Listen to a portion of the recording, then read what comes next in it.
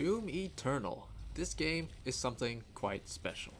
During my initial playthroughs of the game, and yes, that is playthroughs plural, which we will come back to in a moment, I was constantly in conflict with myself over whether or not I was enjoying this game. Well, that's not entirely true. I knew I was enjoying the game, but I was also frustrated because there were several glaring issues that I had with the game that were greatly hindering my ability to just have fun. But having seen the game to its completion, I can say that overall I had a more positive experience with this game than I did a negative one, and a lot of my initial frustrations with the game were part of the learning pains of understanding the game's mechanics and what it expects from you. Now, I'd like to bring up another game for a brief moment. Just a week prior to Doom Eternal's launch, Nioh 2 was released, and Nioh 2 is pretty much everything I expected a sequel to Nioh to be. It is clear to me that the developers of Nioh 2 just wanted to make more game. They wanted to expand a bit on what they had created before, tweak a few game mechanics here and there, but on the whole, when you play Nioh 2, you can tell very easily that it is just more of the first Nioh game, and sometimes better. And seeing as I loved the first Nioh game, I was extremely happy and content with what I got from Nioh 2. And going into Doom Eternal, I was pretty much expecting a similar experience to Doom 2016, and boy, was I wrong. And to me, I feel like that is something that needs more emphasizing here. If you were a fan of Doom 2016, I think it is extremely feasible that you may not like Doom Eternal. You may recognize some weapons and enemies at first, but when you actually sit down to play it, you'll find that Doom Eternal is an entirely different beast, and by far the biggest change lies within the combat. There is a lot to unpack with Doom Eternal's combat, and I feel whether or not you like this new revamp to the combat will depend entirely on the type of player that you are. Because combat in Doom Eternal is not as simple as shoot enemy with gun and then hit them with fist. On paper, combat isn't so complex. There are three main resources for you to constantly be aware of: your health, your armor, and your ammo. Damaging an enemy enough will stagger them and leave them open to a glory kill. Killing enemies with glory kills will reward you with health. You'll also get more health if your health is critical, and later on you'll even be able to upgrade your ice bomb and blood punch to also make enemies drop health, so health has the most avenues for you to replenish it, which makes sense since without any health, the other two resources aren't going to do you much good, are they? In order to get armor, you can set enemies on fire with your flame belch, and damaging enemies while they're ignited will drop armor. And finally, you can get ammunition by using your chainsaw to instantly kill an enemy. Your chainsaw can hold up to 3 fuel charges, however, if you have no charges, your fuel will slowly fill up to 1 fuel charge, and in order to obtain more charges, you'll have to find and pick up fuel drops around the level. You will eventually settle into a combat loop of going from demon to demon, damaging them with whatever weapons you have available, and opening them up for glory kills to help keep your health up. When your equipment is off cooldown, you can use the flame belch to help give yourself more armor, and you can chainsaw enemies for an instant kill to replenish some of your ammo. That is Doom Eternal's combat when you strip it down to its core fundamentals, but there is still a lot that is built on top of that combat loop. You have a large variety of weapons at your disposal, at least eventually you will. You'll find in the early parts of the game, when you only have a couple of weapons, that you'll constantly be in need of ammo. As you progress further and eventually come across more weapons, you'll find that your ammo situation improves, but running out of ammo is still a looming threat for the entirety of the game. And in my first hours with the game, this was a constant point of frustration for me, and I imagine many other players are going to have the same complaint. There just isn't enough ammo, and you can't seem to be able to hold enough of it. However, I no longer feel that this is a complaint that I personally have with the game now that I have a deeper understanding of the game's combat. You will find ammo drops scattered about as you progress through a level, as well as littered around various combat set pieces that you'll take part in throughout the game. However, it's obvious that there isn't anywhere near enough ammo found in the level itself to keep you stocked, and so you turn to the chainsaw. As mentioned before, the chainsaw can hold up to 3 charges, with you slowly filling up to 1 charge if you're empty, and you need to find fuel cans to get a second or third charge. Stronger demons will require more charges for you to dispatch with your chainsaw, and seemingly drop the same amount of ammo as if you were to use your chainsaw on a weaker enemy. So it is highly advised that you do not waste your charges on larger demons to keep as much potential ammo in your pocket as possible. Thankfully, most combat scenarios will account for this. In just about every combat arena that I can recall, fodder enemies will usually infinitely spawn within the arena in order for you to take advantage of your chainsaw while using the lowest amount of fuel possible. These fodder enemies are usually zombies, which are slow and stay out of the way, and they aren't necessary to complete the combat encounter, which leaves you to focus on the larger, badder demons until you're specifically hunting for something to saw open to rip out more bullets. Now, of course, there may not always be fodder enemies around when you run out of ammo. Most notably, you can be progressing through a level and just happen to be in a smaller encounter with a couple of larger demons, and have no ammo and nothing weak enough to chainsaw. Usually, the ammo you'll find moving between combat arenas should be enough to keep you stocked for these smaller encounters, but it's not unheard of to be mostly out of ammo when you find yourself staring down the 4 barrels of 2 incubus spawns.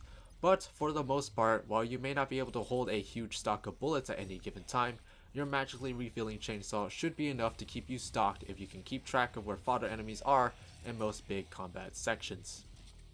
And really, I can only speak for myself here, but I very rarely ever found myself in the position where I was completely out of ammo and had no fuel left to chainsaw anyone unless I made a mistake and wasted ammunition earlier in the fight.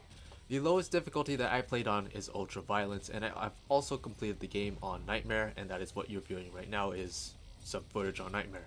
Now, it's possible that because these difficulties require you to constantly be moving, and I find myself making a lot of disengages to get better positioning, or to maybe jump onto a gravity lift, or through a portal, or maybe around the corner just to get out of an enemy's line of sight. What I'm trying to say is it's possible that on Ultra Violence or Nightmare, that because you can't just stand there and shoot directly into demons without dying in seconds, that the constant motion allows time for my fuel to refill before I ever need to use it again. I also find myself making every bit of damage and equipment count, and I do think that is why the developers have chosen to limit the amount of ammo that you can carry, specifically to encourage players to constantly be switching around to find the best weapon and the best weapon mod for the situation at hand.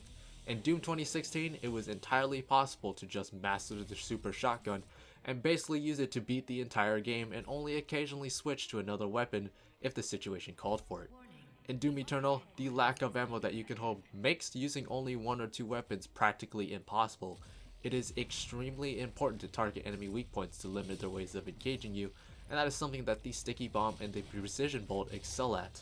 The Plasma Rifle is necessary for dealing with enemies with shields. The Rocket Launcher is powerful for dealing with crowds or larger enemies that are easier to target.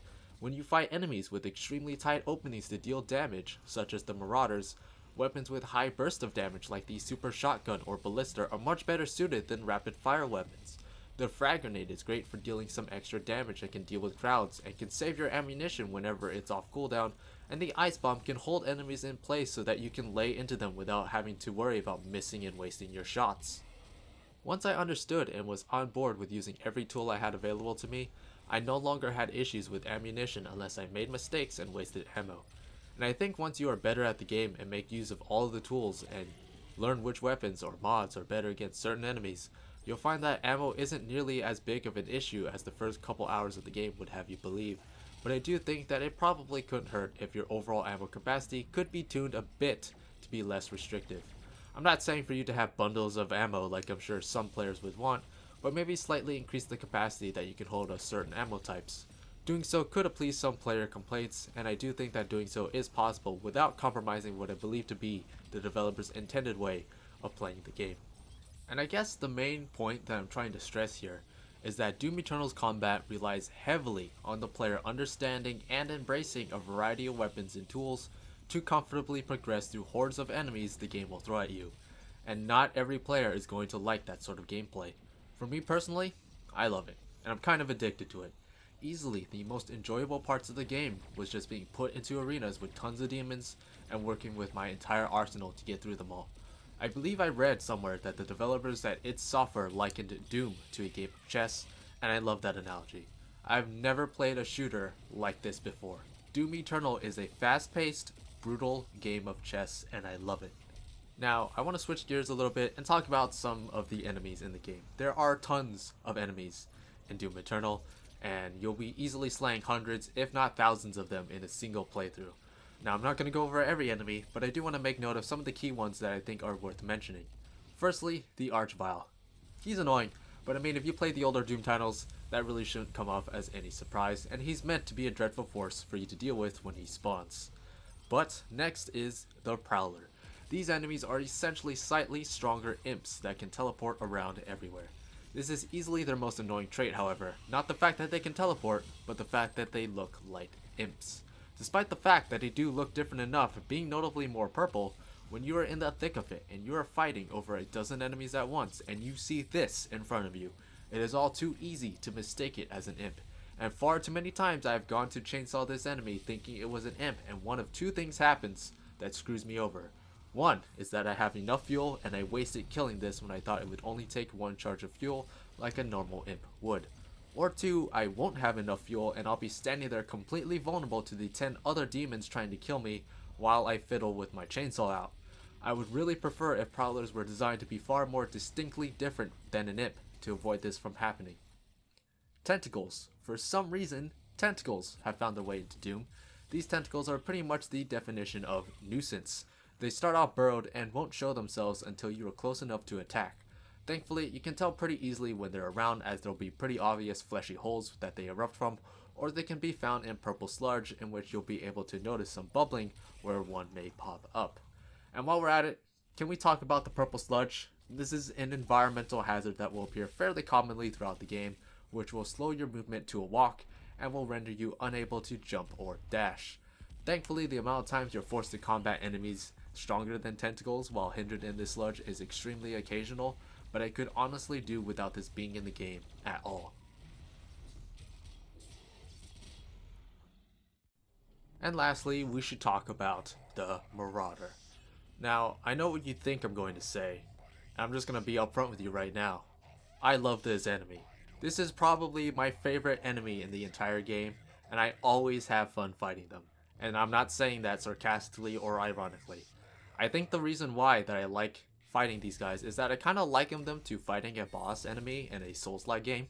You have to stay at just the right distance, bait out the attack that makes them vulnerable, and dodge the ones that come out at you. It feels extremely fun and engaging to fight these guys.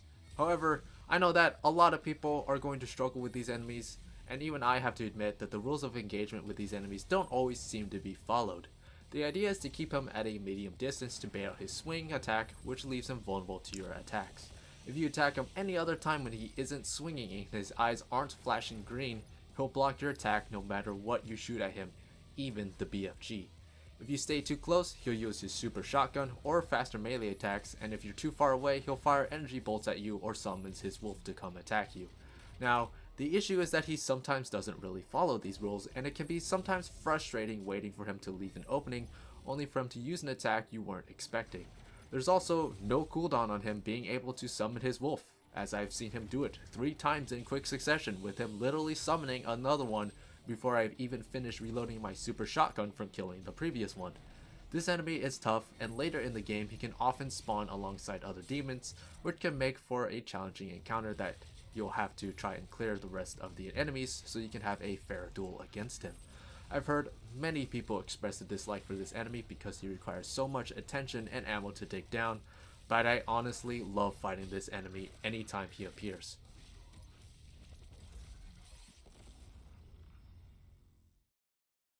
Now, we'd be here for far too long if I stopped to talk about every enemy, so let's move on to the other major pillar that makes up Doom Eternal's combat, and that is movement.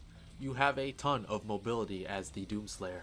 You'll start the game being able to double jump, and within an hour of gameplay you would have unlocked the ability to dash as well, with both being absolutely crucial for traversing the levels as well as avoiding enemy attacks on harder difficulties. And I have to say, movement feels incredible in Doom Eternal. I played this game with a controller, and by default the dash button is binded to the B button for Xbox controllers or the circle button for PS4 controllers. I ended up rebinding this instead to be the click of the L3 stick, and would highly encourage other controller players to do the same. As soon as I rebinded the dash to the left stick, which already controls movement direction, I found myself using my dashes constantly, and being able to dash and control which direction you move all in a single motion just feels so much better than it being on a face button key, in my opinion. On top of double jumping and dashing, you'll constantly find gravity lifts to propel you into the air, monkey bars to swing onto and give you some airborne momentum, and portals to move you around the combat arena. Movement is a big part of the combat in Doom Eternal, and it is absolutely essential to your survival on higher difficulties, and it feels so smooth and so fun to use. I should also take this time to point out just how genius the combat is for encouraging players to both engage enemies at a distance as well as up close. Glory kills were something that were introduced in Doom 2016 to be fair, but it is worth noting how the addition of dashes in particular can allow you to close and make gaps between enemies in an instant, and this further enhances this idea that you can't just stay at range and kill things from a distance. Glory kills are an excellent incentive to get up close to vulnerable demons to finish them off, both to get some health back, and also because killing them can eat up much more precious ammo if you were to just shoot them, and that's something that you can't be afford to be wasting in Doom Eternal. And so you're constantly dashing in to perform glory kills, dashing out to disengage from enemies as they converge on you, dashing away to avoid splash damage of your rockets or grenades, dashing in to get up close with your shotgun or use your chainsaw, the meat hook. Oh my god, the meat hook. An attachment for your super shotgun that can allow for some excellent ways to close the gap on an enemy that you want to glory kill or chainsaw, or you can just simply use it to propel yourself further past them into a better position. Movement is key in this game, and within combat it feels amazing to control, and it is definitely something that you should try to master. Unfortunately, however, it wasn't enough to implement good movement mechanics for the sake of adding more complexity to combat encounters. Someone also thought it would be a good idea to add platforming into the level designs. Now, Doom 2016 and hell, even Doom 3 and some of the classic Dooms had platforming in them, but it was sparse enough that I didn't think it took too much of a problem to really complete them. And hell, when it came to platforming in the classic Doom, it really just amounted to you strafing fast enough to get to another platform. So yeah, it wasn't that big of a deal. In Doom 2016, platforming was often a way for the developers to hide secrets, and you'd better believe that Doom Eternal hides many of its secrets behind obscure platform puzzles as well. But performing them is also a major part of the mandatory progression in a lot of levels in the campaign, and in my opinion, most of these platforming sections bog down the experience. Easily my biggest initial and still kind of a final complaint of Doom Eternal is the excessive use of platforming sections within the single player. This is Doom. I'm here to kill demons, not jump from descending platforms or swing on poles and climb on walls. I don't think anyone was buying this game so they could see how well the devs could incorporate Super Mario into their demon slaughtering simulator. There is literally an early section in the game that pretty much is something you would see straight out of a Super Mario game. Okay, there's just floor made entirely of lava, platforms that collapse into the lava after a few moments of you standing on them, and swinging chains of fireballs that rotate around to try and block your path to the next platform. Seriously, this is Super Mario inside of Doom Eternal. Now, for the sake of being fair, I can see some of the arguments being made for these platform sections to be in the game. One is that they can encourage players to embrace the mobility of the Doomslayer and to hopefully learn some habits that they will later incorporate into combat. Combat sections can also be really intense, so having these sections allows time for the players to catch their breath, so to speak, before diving into the next combat scenario. However, a lot of these platform sections aren't the most intuitively laid out, as some require you to get some pretty strict timing on your jump or your dash, or you might need to shoot something that lowers a wall that's only available for a few seconds, and just in my opinion, the overabundance of these platform sections just kills the pacing of the game, especially if you end up failing them over and over, and it can be super frustrating. And that's something else we should discuss as well. Doom Eternal is somewhat of a poorly paced game, and that is as much a fault of the combat as much as the downtime in between combat. The thing is, combat in this game is so extremely intense, and some encounters can last for quite a long time. And during combat, you're going at some breakneck speeds, so much so that sometimes after finishing an encounter or making a vital mistake that ends up killing me and puts me at the loading screen, I just needed to just stop and stand up and take a few moments to get a breather and relax a bit. And I can only imagine how difficult the task would be to both give players time to recover between combat sections, but also not bog down the game and break the flow of action. Because that high-paced action is to the game's detriment when it tries to be anything other than an action game, which Doom Eternal wants to be at times. Going back to the platforming for a moment, a lot of what you specifically need to do in order to progress isn't always clear, even if it is actually where the main objective is trying to send you. A lot of times the game will have this thing where it indicates the correct path to progress the level with green lights, However, even with these guiding lights, it isn't always there or obvious, and especially in the platforming sections, you might be caught wondering where the heck you're supposed to go or which wall or bar you need to try and reach next. And another thing that Doom Eternal mysteriously wants to be at times is an environmental puzzle game. This is especially the case with attempting to find various secrets scattered around levels, but it's worth noting that a lot of times you'll need to solve puzzles to progress with the main story as well. You'll needing to be looking around to find some sort of trigger to bring down some bar to swing on, or a wall to climb on, or a lift you can take, or otherwise you might be looking for some tricky way to use your mobility to get you to a spot that you wouldn't initially think possible to reach, or look for cracks in the wall you can break, or blocks that you can punch over to climb on, and it's just so much. However, by far some of the most annoying puzzles involve the use of water. These occur several times in the game, and they usually involve radiated water, which requires you to have a rad suit to safely explore. You'll be able to find power-ups that recharge the length of your rad suit, but it doesn't change the fact that these sections are annoying as hell. Now, the goal of these sections is usually to gradually drain the water until it's all gone and you can progress. A friend of me actually watched me stream one of these sections and made the joke that this seemed like the water temple from Ocarina of Time, and he brings up a fairly relevant comparison in my opinion. A lot of these environmental puzzles are ones similar to what you would find in games in the Legend of Zelda or Resident Evil series, but the thing is, those aren't really action games. Action is a part of those games, yes, but the action isn't the main focus like it is with Doom Eternal, and when you spend time to do puzzles in those games, it isn't really a jarring change in pace when you're stuck figuring out how to drain some nasty water for 5 minutes. It really is just some odd juxtaposition to be swarmed by over a dozen demons in one moment, blowing them away with fire, ice, hot metal, and plasma, and then in the next moment be asked to punch blocks, climb on walls, and swing on poles before you can just get to more stuff that you can kill. And that's really all that it was going on in my mind when I was doing a platforming section or solving a puzzle. I just kept saying to myself, man, I wish I was killing stuff right now. And I can't imagine I'm the only one who dislikes these sections of the game for that or a similar reason. Now, granted, I will admit, once you've gotten through your first playthrough, going back through these sections on subsequent playthroughs with the solutions in mind, it isn't so bad. And even I admit that the high pace of combat can probably make a lot of players needing some time to just cool off. And I imagine that the developers had this in mind and decided to add these sections into the game to try and pace encounters so that players wouldn't be overwhelmed by constant action. And armed with the knowledge to get through these sections on my follow-up playthroughs, I can't say that they weren't too much of a bother, and do serve to pace out the combat encounters well enough. But I do think the amount of these sections are perhaps too abundant, and maybe need to be tuned to be less strict or punishing with the exact time and placement so that players won't feel frustrated when they're stuck failing a jumping puzzle that's mandatory to progress. Now, something that needs to be addressed, definitely, are the bugs and glitches that I've encountered while playing the game. These range from mildly interesting to slightly annoying but tolerable to absolutely game-breaking, so let's discuss. First off, some of the smaller bugs I noticed. A couple times I'd walk into a combat arena and find that the enemies just wouldn't spawn.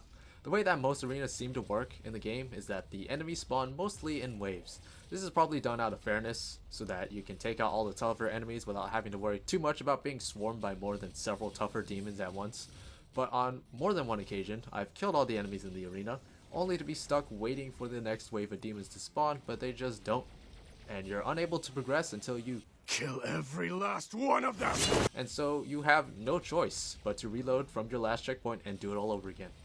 I've also had minor bugs like dashing at something only for the game's physics to send me flying across the arena in the complete opposite direction, or very commonly I've had lost souls get stuck on the environment or inside the ground or walls, and thankfully killing them isn't necessary for game progression, but you'll still be stuck with hearing their annoying wails until you actually leave the area.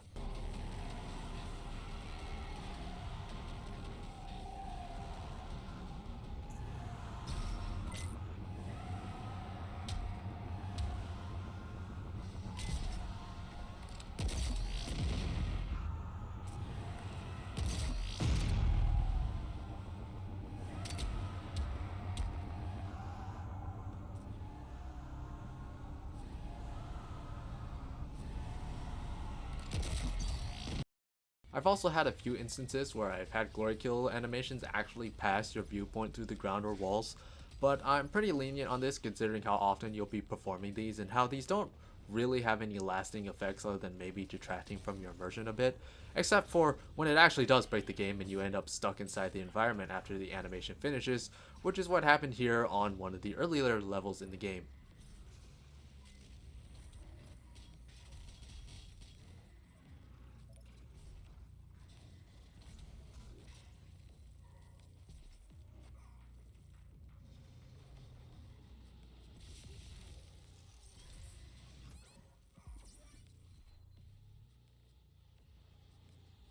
I was even able to accidentally recreate this a second time just a couple minutes later.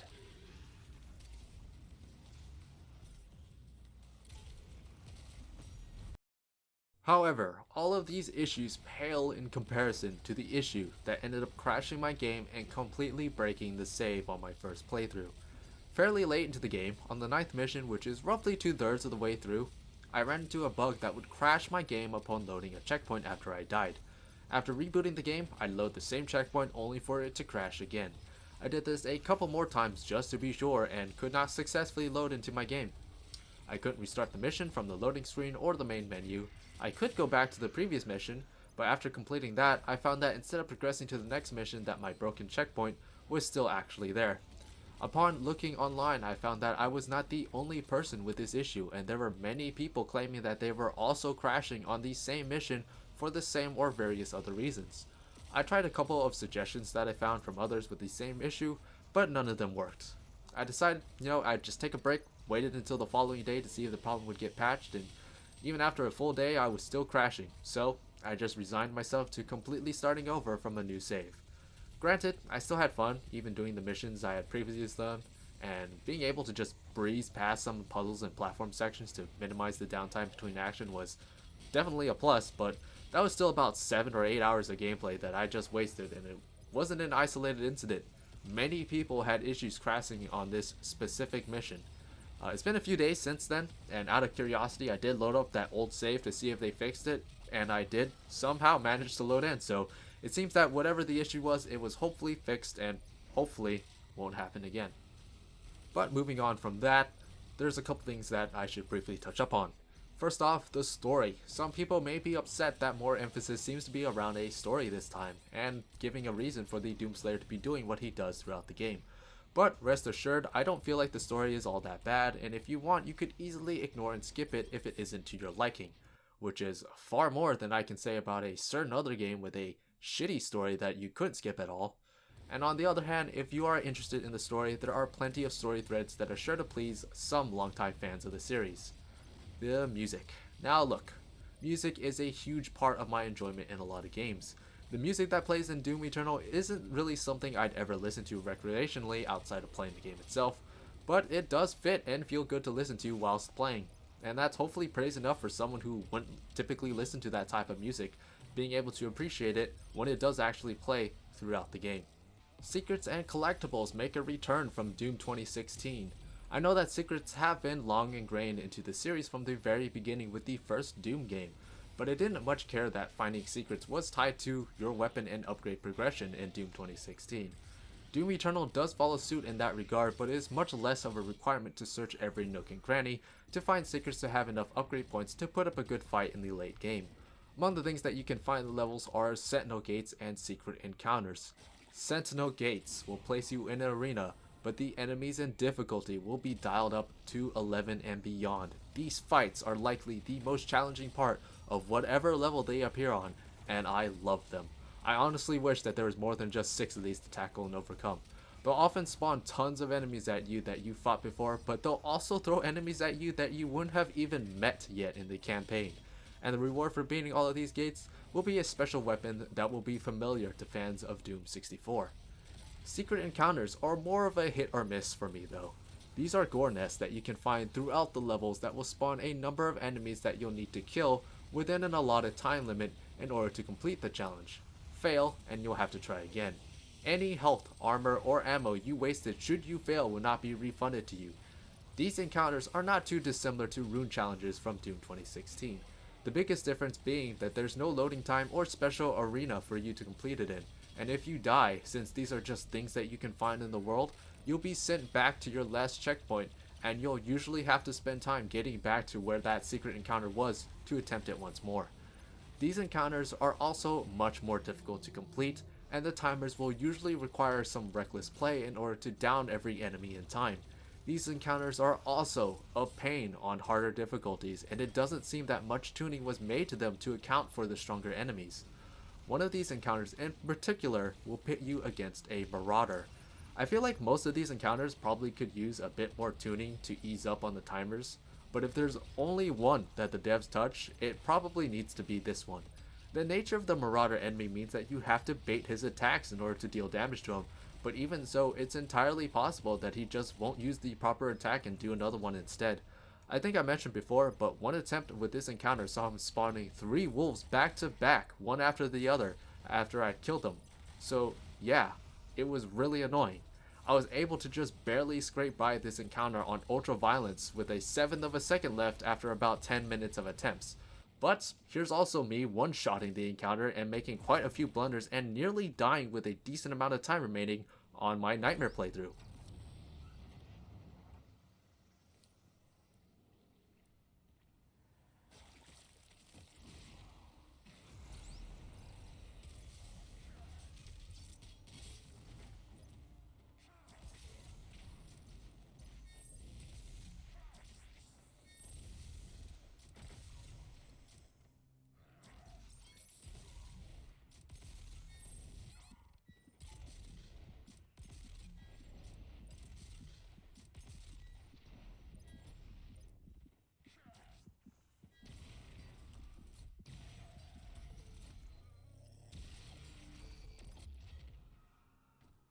Still, I'd say that your average player probably wouldn't be able to beat this without banging their head against his shield for way too long.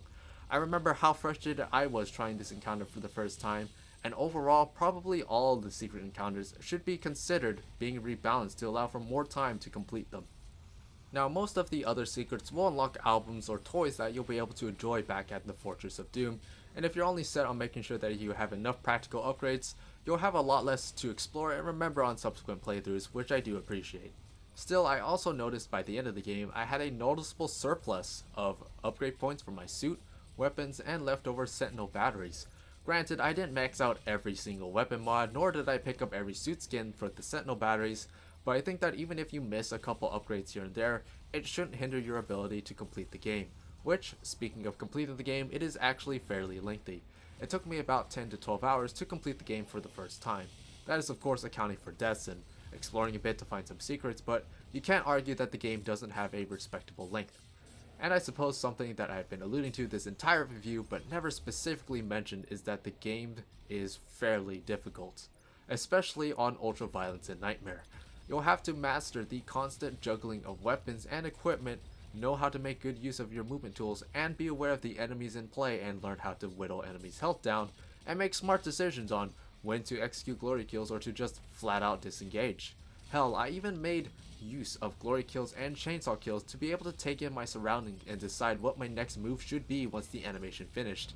Even the weapon wheel, just being able to slow down everything for a moment and see what's in front of you, it can be crucial for your survival on Nightmare. But that aspect of the game is also what makes combat so fun and rewarding in my opinion. I really do think that if you're the kind of player who's willing to dive deep and learn the ins and outs of the game's mechanics and enemies, then you owe it to yourself to play on harder difficulties. In my opinion, you're just not getting the proper experience that I think Doom Eternal provides unless you play on at least Ultra Violence. I've been playing on Nightmare throughout this entire video, and even though I make lots of dumb mistakes, you can see that it's totally manageable to recover from most bad decisions. And so if you've only played this game on the lower difficulties, I urge you to give the game another try on a harder difficulty. We spent a lot of time discussing some of the key aspects of the game I've wanted to highlight, and think it's time to wrap this whole thing up.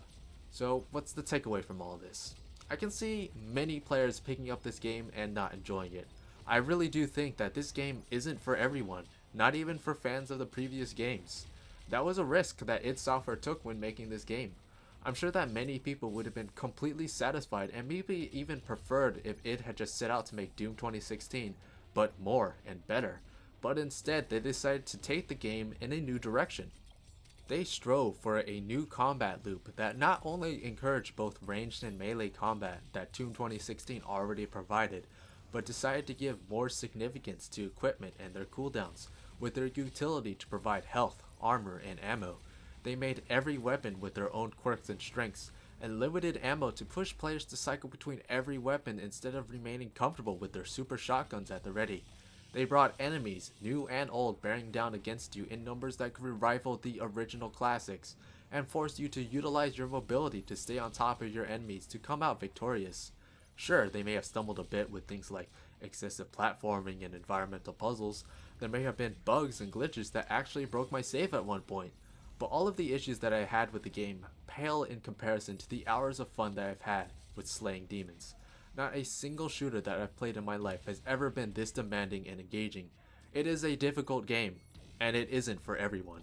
But for everyone like myself who has found themselves absolutely addicted to the combat, id Software has created a demand for more of what Doom Eternal offers, and I look forward to what they bring us next.